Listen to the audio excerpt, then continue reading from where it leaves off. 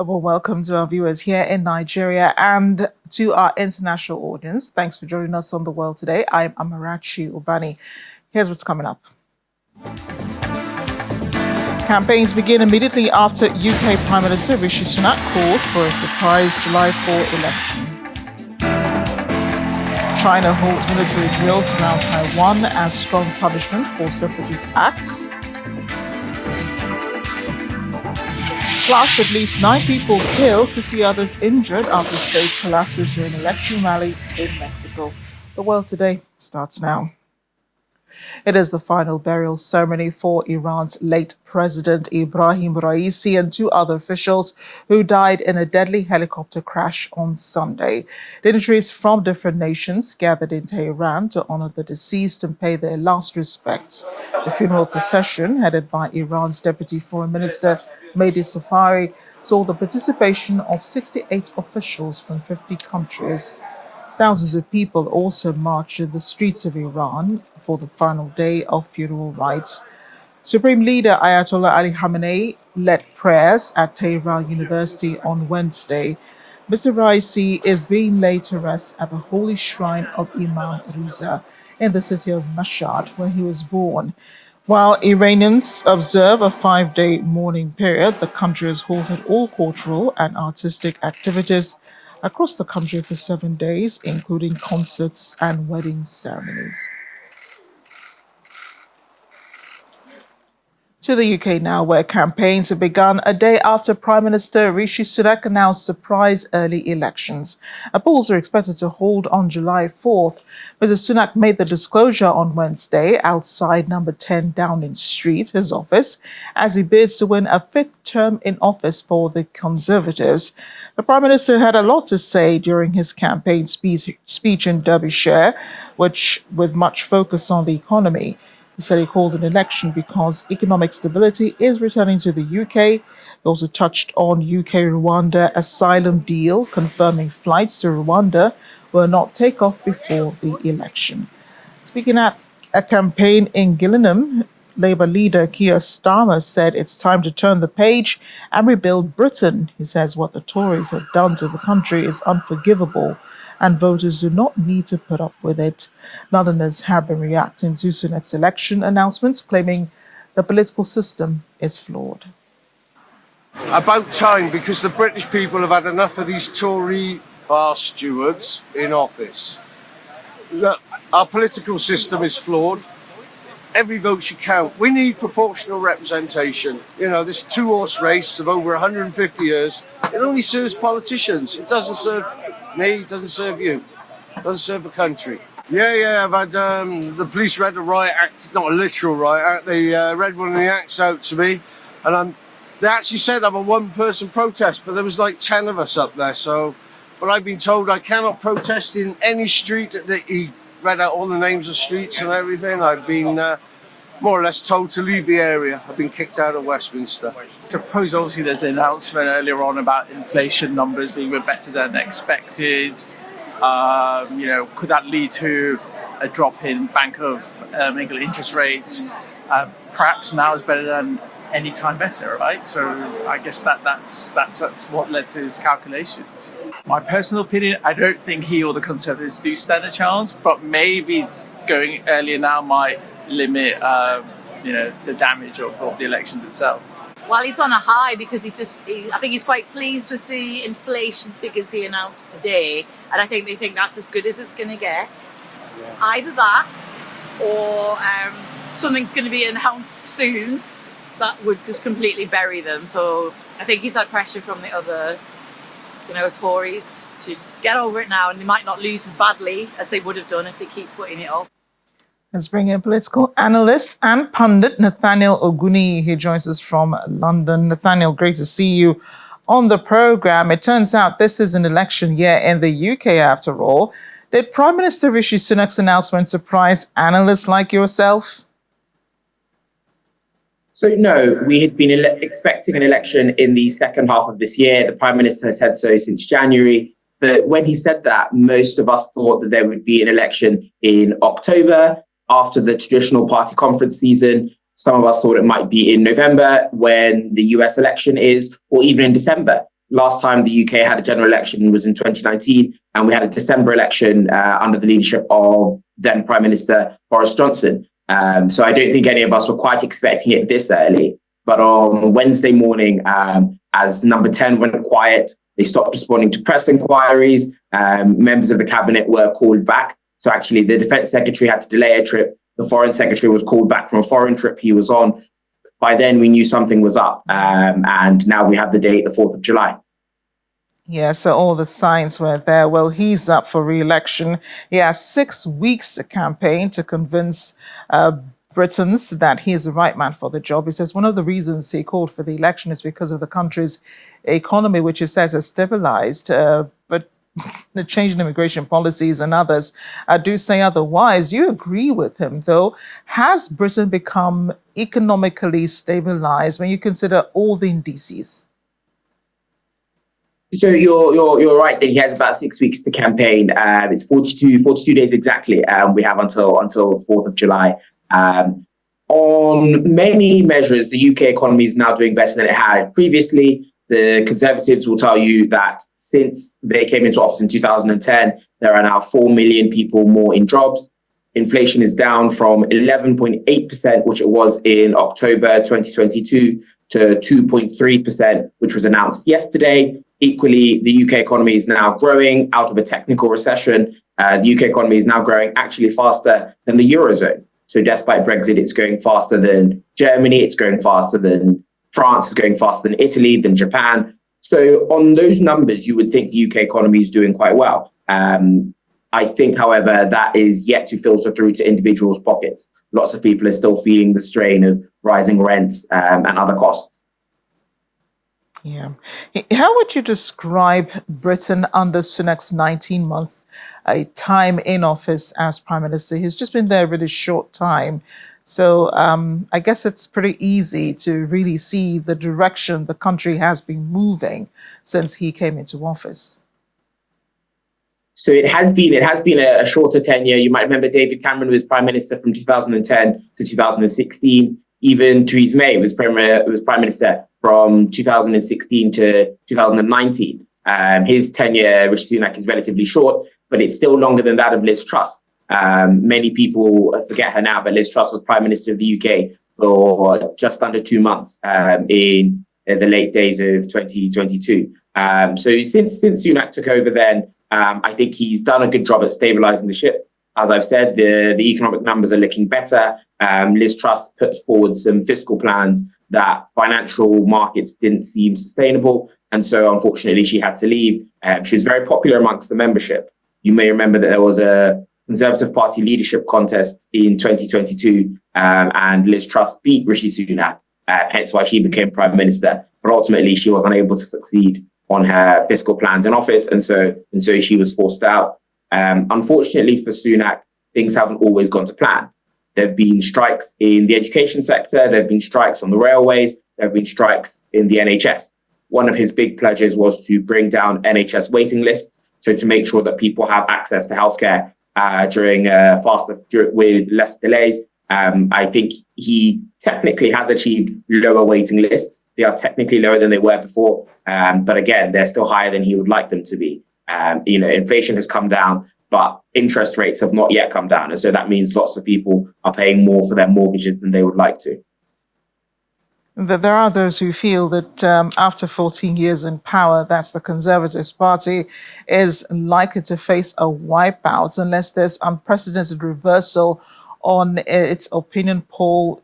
You rightly mentioned some of the issues facing Sunak, issues he probably hasn't treated or faced squarely. Healthcare, for one. Nurses have been on strikes, as you rightly mentioned, over increased pay. House prices are soaring, even Brexit. These are all issues that are attributed to the Conservatives' rule. How would you describe Sunak's chances at the polls now, knowing that, the Conservatives could lose it? So I think it'll be an uphill battle. The latest polls put Labour ahead by just over 20%. No political party in government has ever overturned such a big deficit with so few days to go. It would require a dramatic change in the Conservative Party's fortunes to even retain a majority of a single MP, talk much less of a sizable majority. All the indicators point to Labour being about 20 points ahead. That said, support for Keir Starmer is wafer thin. People don't seem to be enthusiastic for his programme in government. It's more of an anti-Conservative vote than a pro-Labour one. When you ask people, why would you like to vote for the Labour Party? Many of them say that they're just looking for a change, as opposed to being genuinely enthusiastic about Keir Starmer. Equally, the Conservative Party will have to justify the last 14 years. If you've listened to any of the speeches given by the Prime Minister or the Chancellor in recent days, you'll note that they've been highlighting the last 14 years and they've been talking about the Conservative record, not just since Sunak came into office as Prime Minister, but since the Conservatives came into power as the biggest party. Lots of their speeches now talk about the economic record since 2010. I think there are about 4 million more jobs now since 2010. But it's been a difficult time in recent days. And of course, the changing of prime ministers from David Cameron to Theresa May to Boris Johnson to Liz Truss and then to Rishi Sunak has not been helpful. It's led to an image of instability. It's made people think or made people question if they can trust the Conservative Party. Do you think it's a risk that he must take holding these elections this short period of time and this early?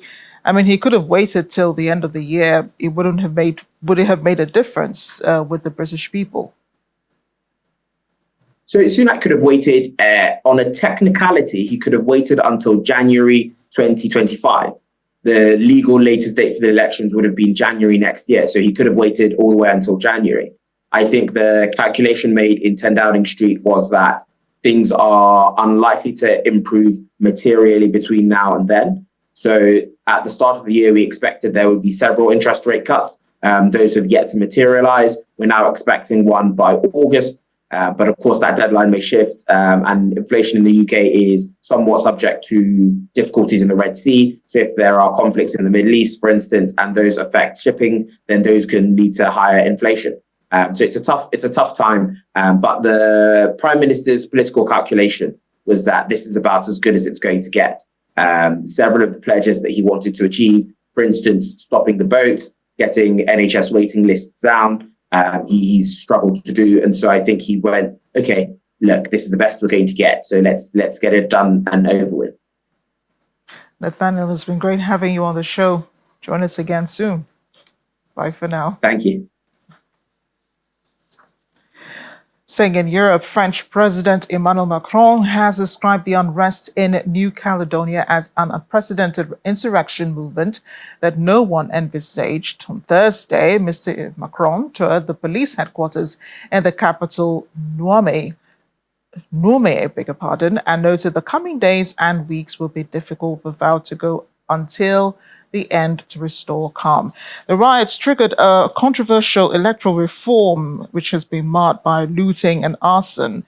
6 people, including 2 police officers, have been killed, hundreds more injured. A state of emergency has been imposed as a result of the unrest. President Macron also deployed 3,000 forces from France, which are expected to remain in New Caledonia during the Paris Summer Olympics. New Caledonia, a group of islands between Australia and Fiji, has been a French territory since the 19th century. However, the violence that began on May 13th is the worst unrest seen there since the 1980s. China's kicked off 2 days of military exercises around Taiwan in what the military calls a strong punishment for the self-ruled island separatist acts. The large-scale drills come 3 days after the inauguration of Taiwan's new president, William Lai, who called on China to stop its threats and accept the existence of its democracy. China sees Taiwan as a breakaway province that would eventually be under Beijing's control, but the island sees itself as distinct. The China's People's Liberation Army said its drills focused on joint sea-air combat readiness patrols, precision strikes on key targets, and integrated operations inside and outside the island to test the joint real combat capabilities of its forces. And as part of the drills, dozens of Chinese fighter jets carrying live ammunition, conducted mock strikes against high-value military targets of the enemy, alongside destroyers, frigates, and missile speedboats. However, Taiwan's defense ministry had condemned the drills, calling it irrational provocation. At least 9 people have been killed, including a child, and 15 more injured, after part of a stage collapsed at an election rally in Mexico's northern Nuevo Leon state. The incident occurred as center-left presidential candidate Jorge Menez was delivering a speech in the city of San Pedro Garcia near Monterrey. Several members of his team were hurt, although Mr. Menez himself was unharmed. In a post on the X platform, Mr. Menez attributed the collapse to a sudden gust of wind. 3 of those injured were found to require surgery following a visit to a local hospital. State Governor Samuel Garcia is urging residents to stay indoors because of the thunderstorms and strong winds in the area. Staying in North America, the United Nations Children Emergency Fund, UNICEF, is warning the health system in Haiti is on the verge of collapse, stating 6 out of 10 hospitals in the country are barely operational. According to Bruno Mess, the agency's representative in Haiti, the gang violence there is driving the country into a humanitarian disaster. While armed gangs still control much of the capital, Port-au-Prince, UNICEF says millions of children are at risk of disease and malnutrition. The escalating violence in Port-au-Prince and Artibonite is plunging Haiti into a humanitarian disaster. Not only are children trapped, but so are the critical supplies that are meant to cure and nourish them. And despite all these challenges, we just received 38 tons of vital health supplies. UNICEF is also sourcing vital ready-to-use therapeutic food right here in Haiti. These supply 600 health facilities across the country alongside several mobile clinics in areas where access is a challenge. When supply reaches children, children have a chance to a healthy life. When supply reaches children, children can go to school, they can play, they can just be children. With you for a short break, but before that, here in Nigeria, Governor Abba Yusuf is signing into law the bill dissolving the 4 new emirate councils in Kano State created by former Governor Abdullahi Ganduje. The bill passed through third reading earlier today following deliberations on the floor of the State House of Assembly during plenary presided over by the Speaker, Honorable Ismail Falgore. The lawmakers believe that this division of the Kano Emirate had reduced the dignity of the state, and repealing the law would revive its lost glory. Again, Governor Abba Yusuf is signing into law the bill dissolving the 4 new emirate councils in Kano State, created by former Governor Abdullahi Ganduje. Still ahead on the world today.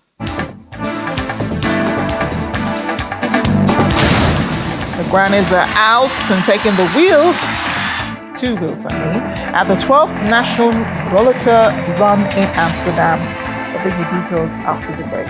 Stay with us.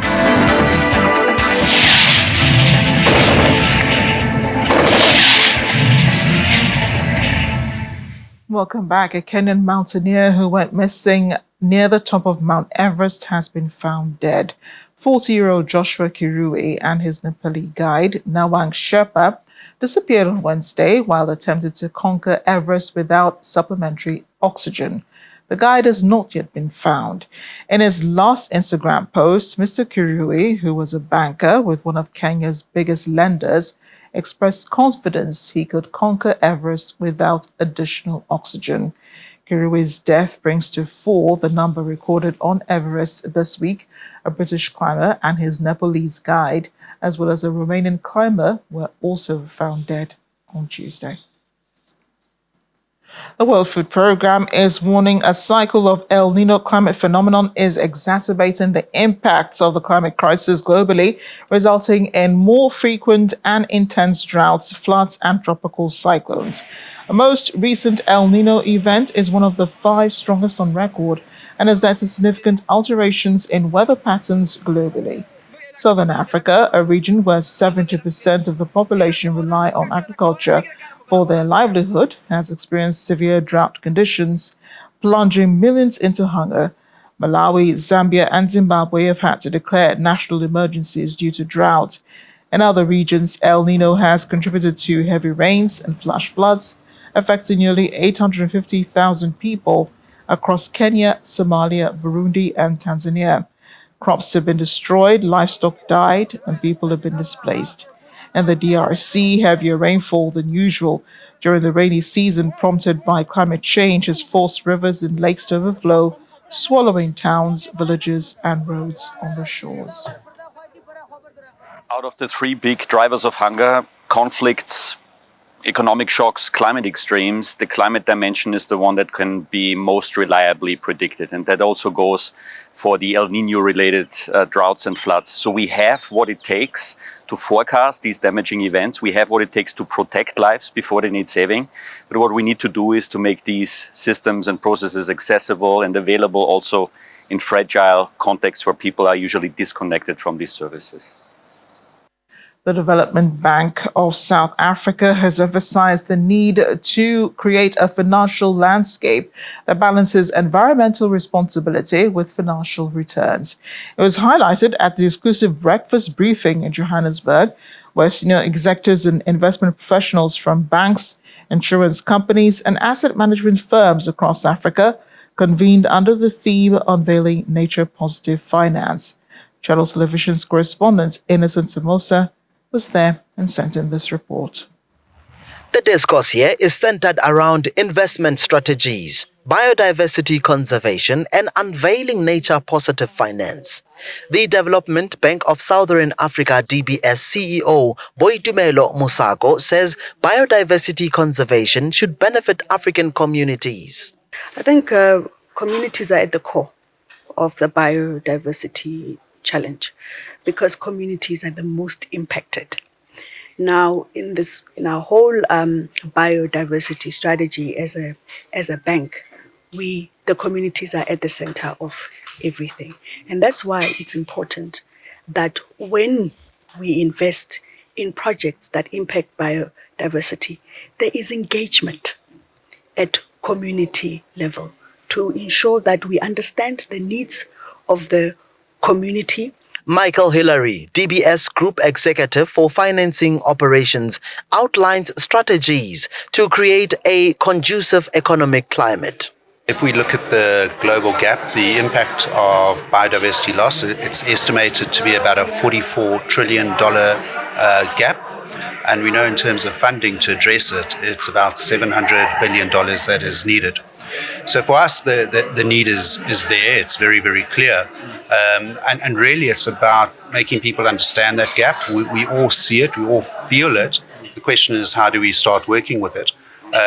For us in the DBSA, it is part of our core DNA. I had the opportunity to speak with delegates to discuss the role of financial institutions on biodiversity matters. So the world is currently experiencing a crisis by way of the loss of biodiversity. So biodiversity has a number of components to it. At the very, basic level, it's plant life and animal life. So what we've seen over time is that capital is one of the most powerful tools that can be used to catalyze positive change. So the principle that underlies our operations is to redirect capital towards nature positive and biodiversity positive outcomes. Definitely public finance is not enough. It's not enough to support the kind of challenges or to, sort out the kind of challenges that we see. And therefore, private capital, which comes from private institutions, is very key. And in light of that, then we need to find ways of blending finance from, the public, finance from private sector, finance from philanthropies, from donors. And it is only that way then the pool of finance become big enough to actually support some of these, what you're saying, infrastructure projects that you're looking at, or resilience projects. As conversations continues around the role of financial institutions in biodiversity matters, delegates here are telling me that they advocate for a conducive economic climate. From Johannesburg, South Africa, at the DBSA, Innocent Samosa, Channels Television News.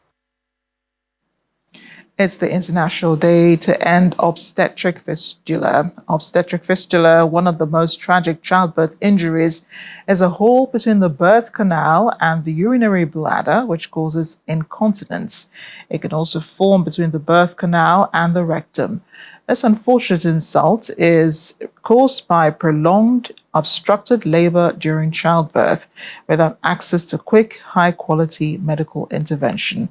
According to statistics from the United Nations Population Fund, about 500,000 women and girls in sub-Saharan Africa, Asia, the Arab states, Latin America, and the Caribbean are living with fistula, and new cases are cropping up every year. Obstetric fistula can be prevented and treated. Well, here in Nigeria, the Lagos State Commissioner for Health, Professor Akin Abayomi, says the state is fully prepared for any kind of disease outbreak, particularly the recent concern about the highly pathogenic avian influenza disease. Professor Abayomi was speaking at the 2024 ministerial press briefing at Alausa Ikeja. He says the government is currently developing a research institute that will help determine how to address any potential pandemic. Risk of the highly pathogenic avian flu. So this is a global concern. Every scientist around the world is monitoring this particular virus. It is a virus that can move from birds. It is a flu virus that can move from birds to human beings. And if it changes its genetic structure in a way that allows it to cause human beings to become sick, then it poses itself as a significant threat, not just to us here in Nigeria, but to everybody, just like COVID posed a threat to everybody in the world. Just like we prepared for COVID, we are aware that anything can happen at any time. Lagos State was prepared for COVID. We did not know it was coming, but having experienced Ebola, we knew that the dynamics and the demographic profile of Lagos means that you cannot rest on your laurels when it comes to pathogens of high consequence and pathogens that are easily transmissible. So we are always on the guard. As I said, we have developed the plans. We have designed the Infectious Disease Research Institute. We did that because we learned during COVID that the IDH, or the Infectious Disease Hospital, needs a very elaborate institution that will be able to collaborate with international investigators and be able to determine through very strict surveillance what is happening in our environment and what is happening around the world, so that we have advanced intelligence on the possibility of any potential outbreak or pandemic. So the Infectious Disease Research Institute, the site is being prepared at the moment. The design is complete. We are looking for the resources and the private partnership arrangements that will allow us to initiate this very, very robust strategy of Lagos State government to make sure that we build a biological shield of protection around our citizens. When in the program today, with grannies running out for the 12th edition of the National Rollator Run.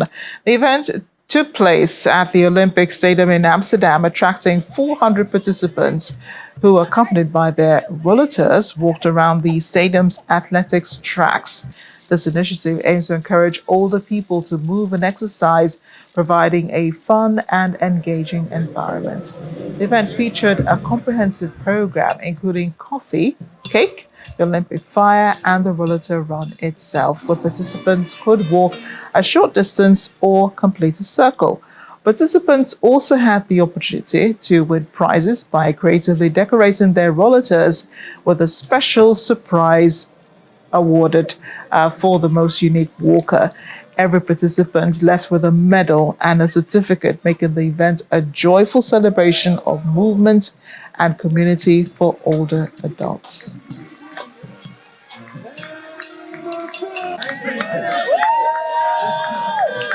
We're organizing the Rollator Loop for the 12th time this year. And it's for elderly who walk with a walker. And there are 400 people who joined today. So that's a lot. And it's to bring all the elderly together and to make them move. And also just a nice, fun event. I'm the best man of running behind. 100 meters. What? Backwards. 100 meters. And I did that